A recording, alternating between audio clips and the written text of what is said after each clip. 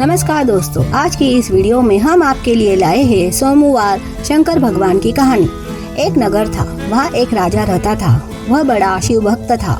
उसके मन में शंकर भगवान के पिंड का गर्भागार दूध से भरने का विचार आया, लेकिन यह होगा कैसे, ऐसी उसको चिंता पड़ गई। राजा के मंत्री ने उसको सुझाव दिया।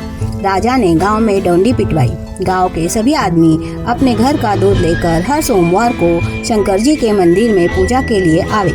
सभी आदमियों में भय पड़ गया। घर घर में आदमी घबरा गए।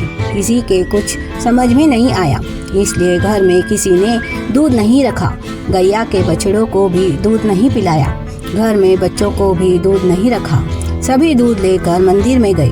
गांव का सभी दूध पिंड के गर्भागार में पड़ गया, तो भी वह पिंड का गर्भागार नहीं भरा। दोपहर में एक चमत्कार हुआ। एक बूढ़ी सी औरत थी। उसने अपने घर का काम धंधा निपटा कर बच्चों को खाना खिलाया। गैया और उनके बछड़ों को घास खिलाया। उनका देह ठंडा किया। अपने जीवन में अच्छा होना, इसलिए उस बूढ़ी ने थोड़ा गंध, 4 चावल के दाने, 2 बेल के झाड़ के पत्ती और चम्मच भर के दूध लिया।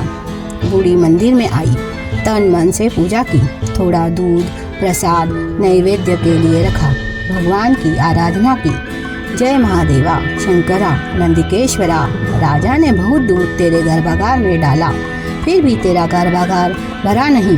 मेरे चम्मच भर दूध से भरेगा नहीं, लेकिन मैं अपनी भाव भक्ति से अर्पण करती हूँ। ऐसा बोलकर बचा हुआ दूध पिंड के गर्भागार में अर्पण किया। पूजा करके वह पीछे मुड़ी। इधर ऐसा चमत्कार हुआ कि बूढ़ी के जाते ही गर्भागार भर गया। यह सब ग्वाले ने देखा। उसने राजा को बताया, लेकिन उसका कुछ पता नहीं चला। दूसरे सोमवार को राजा ने अपने सिपाही को मंदिर में बिठाया, तब भी पता नहीं लगा। चमत्कार भी उसी प्रकार हुआ। आगे तीसरे सोमवार को स्वयं राजा मंदिर में बैठा।